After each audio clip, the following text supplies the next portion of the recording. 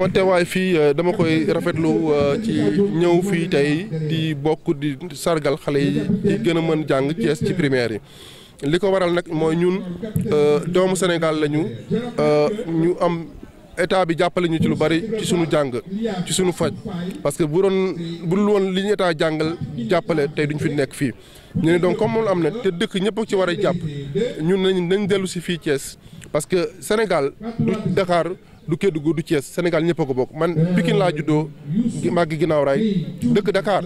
mais man ñi ma jàppale sama jàng waa Dakar rek waa Thiès ci lañ bokk waa Sénégal yëpp ci lañ bokk dafa jot dafa baax li ma mën am ci xam-xam ci alal surtout ba ñëw bokk ceeg Sénégalais yi delloo ci fay boor bi parce que man su ma egsee fii jàng moo ma ko may te état moo ma jàppale musuma fay école donc suñu demee ba nga xam ne privé bi defal na ma lépp public defal na ma lépp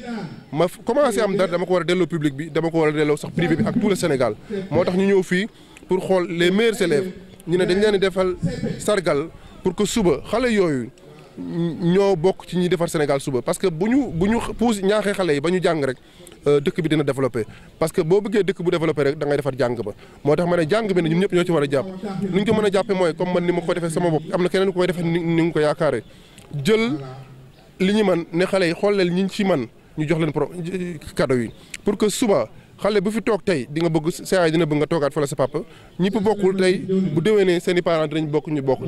bokk loolu tax ñu créé journée bi di ci remercier nag d'abord waa action Thiès parce que loolu tax ñu créé action mouvement action ba nga xam ne social rek ñu tax a jóg pour jël li ñu moom li ñu état defal ñu delloo leen ko te yàlla tax ñuy agir sur santé bi ak éducation bi ak lépp lu mu mën doon pour que ensemble ñu xam ne Sénégal ñu ñëpp ñoom ñoo ko war a bopp Sénégal benn bopp la kenn mën koo xar ñaar te ñu xam ne aussi état mënut a def lépp privé mënut a def lépp bu ci ñëpp jàppee Sénégal jàpp ci comme ni ko IEF bi jàppee ci école bi jàpp ci comité bi jàpp ci Sénégal dina jëm kanam donc loolu daal moo waral sunu teewaay fii tey di encore une fois remercier population de Thiès di gërëm bu baax ñi ko organisé moo IEF bi ak comité am mais également waa membre action Thiès bi nga xam ne ménage aucun effort pour li am di wax ne action bi ñu def nii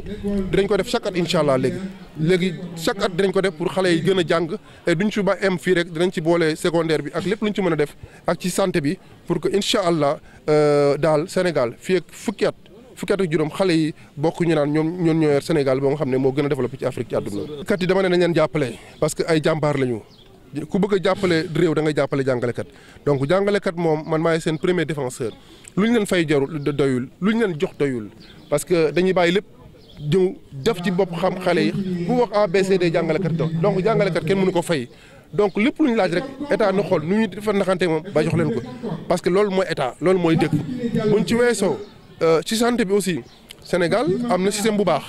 mais doyul parce que effectivement comme ni ngeen ko gisee am na ay jafe-jafe am na ay gàllankoor mais na ci ñëpp jàpp rek te wax gën a ñaax état aussi ñu gën a góorgóorlu ci li ñuy def parce que tant que demuñu ba nga xam ne am nañ seen système boo nga xam ne moo gën ci Afrique pour man santé bi des na donc baax na état bi mu ngi ciy liggéey am solo mais diñ ci gën a góorgóorlu ba population bi bu li mu soxla ku ci nekk faj bi nga mën see jot lu mu gën a yombe lu mu gën a gaawee pour ñëpp am jàmm ci Sénégal. boo xoolee carte couverture maladie universelle mooy ku feebar ñu faj la donc loolu sibiru ci la bokk lépp ci la bokk ci lañ li ñuy def aussi man bu action en dehors des actes concrets lu mel ni programme PALU lu mel ni ministères yi dañ leen di jàppale sur le plan technique sur le plan stratégique donc document bu ñu bind pour xeex sibiru tey mun naa ne ñoo ko xaatib wala ñoo ko signé donc loolu je l'ai fait aujourd'hui en tant que professeur Daouda Ndiaye mais en tant que membre du mouvement action loolu la ñuy def loolu parce que en réalité xam-xam moo yore xeex sibiru au plan international loolu lañ jël tey jox à la disposition du pays pour que suba ak test yi ñu créé mooy éliminer malaria ñu mettre à la disposition du pays pour que ensemble qu'on puisse éliminer le paludisme d'ici 2030. Professeur Daouda Ndiaye, chef du département de parasitologie de la faculté de médecine et pharmacie de l'université Cheikh Anta Diop de Dakar. L'action qui nous réunit aujourd'hui s'inscrit dans le cadre de la promotion de l'excellence dans les écoles sénégalaises. Parce que, comme vous le savez, l'éducation est le pilier du développement. Et je l'ai dit, l'éducation et la santé. Étant un pur produit du système éducatif et sanitaire du Sénégal, j'ai jugé utile, après avoir bénéficié en tout cas de l'encadrement des enseignants, de l'encadrement de l'État sénégalais et de la contribution des Sénégalais dans ma formation, il était important, après tout cela, après toutes les décorations, en tout cas de notre position au plan national comme international, de partager ce que j'ai pu engager en termes de savoir, mais surtout en termes de moyens pour promouvoir l'excellence dans les écoles. Parce que si nous sommes arrivés au niveau où nous sommes aujourd'hui, certes, nous avons eu une famille qui a été assez généreuse, mais les moyens ne suivaient pas. Et tout cela a pu avoir lieu grâce à un engagement des enseignants, de l'État, mais surtout à une motivation personnelle basée sur l'apprentissage. Donc j'ai jugé utile d'utiliser les maigres moyens que nous avons et créer l'émulation au niveau du système sénégalais, en créant un mouvement qu'on appelle le mouvement Action, qui est un mouvement purement social, pour contribuer au développement du Sénégal via la santé, mais surtout l'éducation. Donc, on voit que tout se fait à travers et par l'élève. Un pays qui doit être développé, un pays qui doit être construit, se fera forcément et fondamentalement à partir de l'école sénégalaise, à partir d'une école. Et donc il a été important, après avoir initié ce mouvement, démarrer nos activités de promotion d'excellence à Dakar, donc dans la banlieue sénégalaise où nous sommes originaires, notamment à Pikine, à Thiaroye, à Rufisque, de venir aujourd'hui à Thiès, parce que nous voulons que ce mouvement soit un mouvement national, que cette entraide soit en tout cas une affaire du Sénégal et non pas d'une ville ou d'une région. C'est pourquoi aujourd'hui nous sommes là à l'école, à Thiès. L'occasion m'est permis aujourd'hui pour remercier la population de Thiès, le mouvement Action de Thiès, qui n'a ménagé aucun effort à côté de l'IA, des enseignants, du comité d'organisation, pour que cette journée ait lieu et se déroule dans d'excellentes conditions. Ces élèves qui seront primés aujourd'hui au nombre de 400 recevront des fournitures de trousses scolaires, mais également une carte de couverture maladie universelle. Cela va créer, en tout cas chez les parents,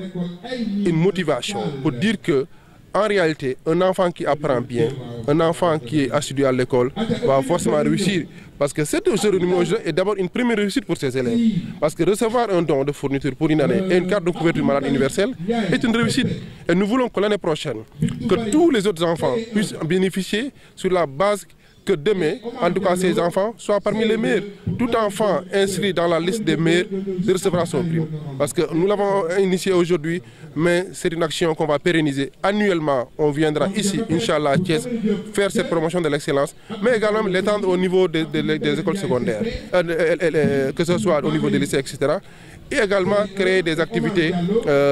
parallèles pour qu'en réalité, qu'on comprenne que l'école n'appartient pas uniquement à l'État, l'école n'appartient pas uniquement à Abdoulaye ou à Fatou, mais l'école appartient à tout un Sénégalais. Donc il est important aujourd'hui que tous les Sénégalais puissent se joindre à nous et participer collectivement à l'entraide au développement de l'école. Moi j'ai l'habitude de dire, c'est pas parce qu'on a 50 000 francs par mois, c'est pas parce qu'on a 30 000 francs par mois qu'on ne peut pas intervenir, qu'on ne peut pas agir efficacement dans la promotion de l'excellence. Quelqu'un qui a 30 000 francs ou 50 000 francs peut sortir 500 francs, acheter des stylos et des cahiers et donner ça à un enfant dans un quartier parmi les plus méritants. Il aura participé effectivement à la promotion de l'excellence dans nos écoles sénégalaises. Parce qu'un pays qui veut être émergent devra forcément travailler sur la base éducative et que demain, qu'on puisse avoir des savants, des ingénieurs, des avocats, des journalistes, en tout cas des entrepreneurs d'une manière générale qui feront du Sénégal un pays émergent. D'abord, moi, j'ai été confronté à ce problème de débat sur la fuite des cerveaux. Je peux dire que d'un côté, je ne suis pas avec eux, de l'autre, je peux être avec eux. Pourquoi? Pourquoi je ne suis pas avec eux? Parce qu'on ne peut pas bénéficier de l'appui d'un État. On ne peut pas bénéficier de l'appui de tous les Sénégalais en matière de taxes. Parce que si l'éducation, en tout cas nous avons reçu une éducation, c'est parce qu'il y a des parents, il y a des Sénégalais qui ont contribué de par leurs taxes à notre formation. Donc si à un moment donné, on arrive à un niveau où on est jugé être une des personnalités les plus importantes dans son domaine par rapport à l'international, et qu'il y ait des propositions étrangères, et qu'on quitte le pays pour partir, on aura un peu failli à la mission. On n'a malheureusement pas pu payer la dette. Donc je ne suis pas du tout d'accord avec la fuite des cerveaux. Il faut que les gens restent ici, qu'ils puissent participer eux aussi à l'encadrement des plus jeunes, au développement du pays. Parce que si les meilleurs partent, qui fera ce pays? Il faut qu'on puisse rester à Dakar, on puisse rester à Thiès, qu'on puisse rester au Sénégal et discuter et donner ce que nous avons le plus, qui est le savoir. Parce que sans savoir, sans encadrement, rien ne pourra se faire. Donc je demande solennellement à tous mes compatriotes qui ont aujourd'hui cette compétence requise au plan international de rester et de revenir, et ensemble nous allons construire le Sénégal. Je les comprends aussi, parce que parfois les moyens ne suivent pas, et jugeant certaines conditions sociales un peu difficiles, ils ont préféré partir pour monnayer leur talent et gagner beaucoup plus d'argent pour leur famille. Mais si on voyage, si on va à l'étranger pour monnayer nos talents, on réglera un problème de famille, mais on ne réglera pas un problème du pays. Et pour moi, le plus important, ce n'est pas un problème de pays, c'est pas un problème de famille, mais c'est un problème de nation. Donc on reste tous ensemble, unis, et qu'on fasse du Sénégal le premier pays du monde. Il y a des soucis, il y a quelques problèmes. J'avoue que le Sénégal, en tout cas, je pense qu'il est en train de mettre en place un système de santé efficace. Je suis persuadé que, en tout cas, nos dirigeants sont en train de tout faire pour que le système